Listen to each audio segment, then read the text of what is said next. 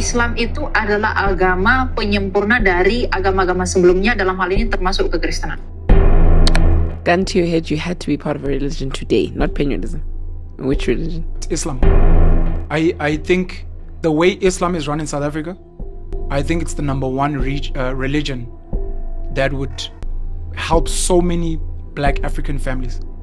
Ternyata di dalam kekristenan sudah menunjukkan ciri kepenuhan. Terus yang muncul belakangannya apa? Dia penyempurna atau jangan-jangan penyimpangan? Muslims leave their shoes at the door. Christians leave their brains.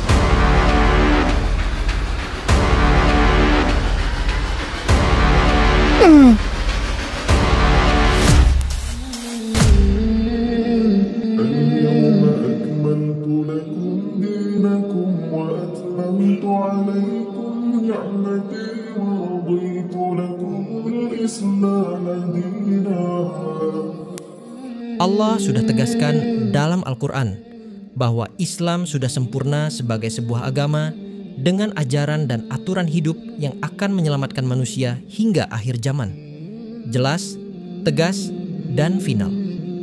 Tapi menariknya, masih ada saja komentator Kristen ditambah beberapa pendeta yang ngotot. Mana mungkin Islam penyempurna? Kitab Wahyu sudah menutup segalanya, Kristen sudah sempurna.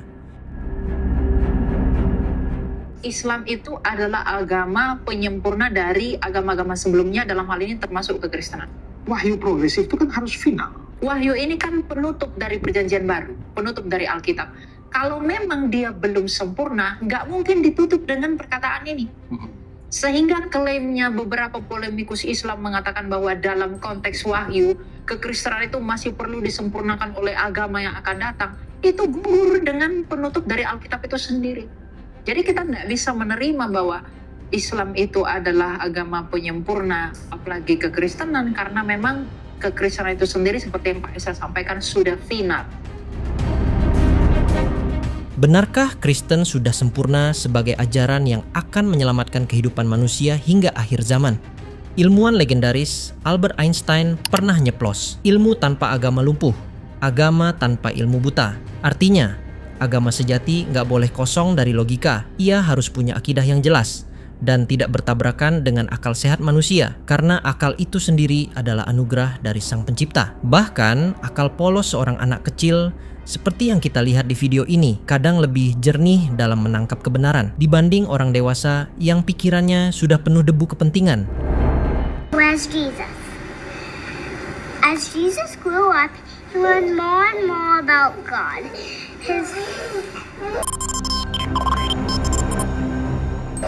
Jesus is God. How can you learn more and more about himself? Because Jesus is God. It's a great question, Emily. So how can you learn more and more about himself? Because it said Jesus grew up. He learned more and more about God, his Father. Well, because when Jesus came down to earth, he grew up as a regular human being too. So he would read the Bible and that kind of thing. Selain akidah yang selaras dengan akal sehat, agama juga harus hadir sebagai aturan dan jalan hidup. Kalau hanya sebatas simbol atau ritual kosong, ya jatuhnya bukan pedoman, tapi sekadar ornamen. Bahkan Mahatma Gandhi pernah menegaskan, agama yang tidak memperhatikan kehidupan sehari-hari manusia dan tidak mengajarkan bagaimana mengatasi masalah nyata bukanlah agama. Misalnya masalah sosial di Afrika Selatan, di sana 85% penduduknya beragama Kristen. Tapi ironisnya, yang tumbuh bukan kejayaan, melainkan krisis moral dan sosial. Setidaknya itulah yang diungkapkan seorang podcaster ternama, Penuel Mlotshwa. Ia secara terbuka mempertanyakan peran Kristen di Afrika. Penuel yang dulunya seorang Kristen taat ditanya, agama apa yang memperhatikan kehidupan sehari-hari manusia dan mengajarkan bagaimana mengatasi masalah di Afrika? Gun to your head, you had to be part of a religion today, not Penuelism. Which religion? In South Africa. Anyway. In South Africa, African spirituality, Buddhism, Baha'i, Christianity. So I had like an immediate answer, but then I recoiled. But Islam in South Africa. Was that the immediate answer? That was the immediate answer. I think the way Islam is run in South Africa, I think it's the number one religion that would help so many black African families. Islam. Islam terbukti mampu menjadi penyelamat bagi kemanusiaan, dan faktanya hal itu justru diakui serta dirasakan oleh banyak tokoh non-muslim. Mahatma Gandhi pernah memuji keteladanan akhlak Nabi Muhammad. George Bernard Shaw menyebut Islam agama yang penuh rasionalitas dan bisa jadi pegangan dunia, sementara Leo Tolstoy pun takjub pada kemurnian tauhid yang diajarkan Islam. Dan masih panjang lagi daftar nama-nama mereka. Ironisnya, di saat orang luar bisa melihat cahaya itu, seorang pendeta senior seperti Esra Soru malah menuduh Islam menyimpang. Aneh atau sebenarnya cerminnya yang berdebu? Ternyata di dalam kekristenan sudah menunjukkan ciri kepenuhan. Terus yang muncul belakangannya apa? Dia penyempurna atau jangan-jangan penyimpangan? Pendeta Esra Soru dengan enteng menyebut Islam sebagai agama penyimpang, dan kocaknya, karena justru mantan uskup bernama Joshua Mapangga berkata sebaliknya. Menurutnya, di gereja orang Kristen bahkan tidak boleh bertanya mendalam soal doktrin gereja. Begitu masuk gereja, akal sehat harus ditinggalkan di pintu. Pertanyaan dilarang, kritis dianggap dosa. Jadi, siapa sebenarnya yang menyimpang? Agama yang mengajarkan disiplin dan tauhid, atau ajaran yang melarang umatnya berpikir?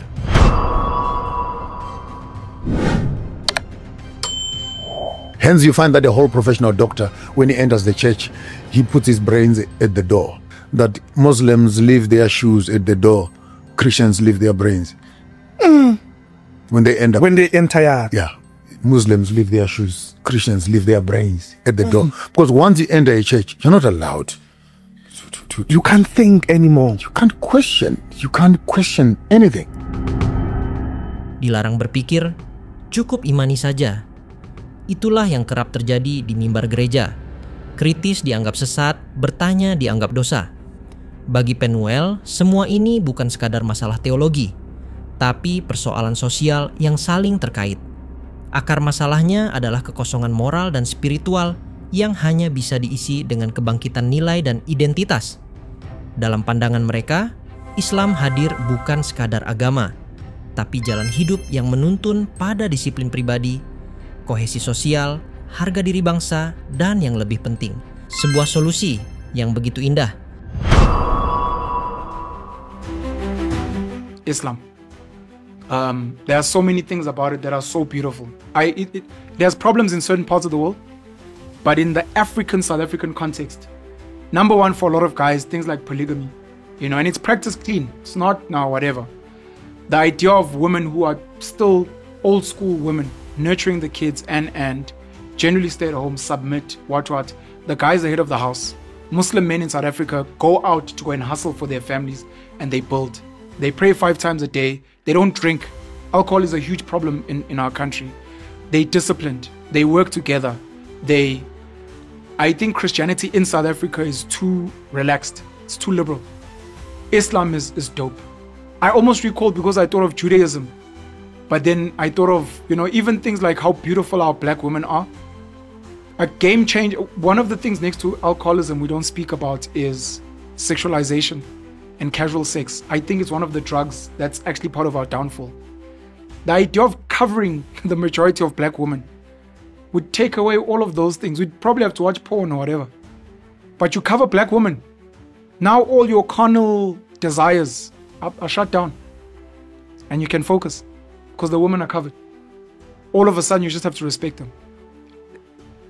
Black guys outside of other groups, the way a black guy engages a Muslim woman versus an average black woman already tells you a lot. Yep. Where you'll be like, black men are so disrespectful. Bring a Muslim woman in front of him and watch what happens. That same disrespectful guy. Game changer. Game changer. Dari seorang podcaster, mantan uskup, hingga banyak tokoh no-Islam di dunia, semua akhirnya sepakat satu hal: masalah sosial, moral, dan spiritual yang membelit masyarakat tidak bisa diobati dengan ajaran setengah hati. Islam hadir bukan sekadar ibadah, tapi jalan hidup yang menata disiplin, menjaga keluarga, dan mengangkat martabat manusia. Singkatnya, Islam is game changer. Kalau dunia berani melihat jujur, mereka akan tahu Islam bukan masalah, Islam adalah solusi. Jangan lupa subscribe, bagikan video ini, dan tulis di komentar. Menurutmu, apakah Islam memang sudah jadi game changer di zaman sekarang?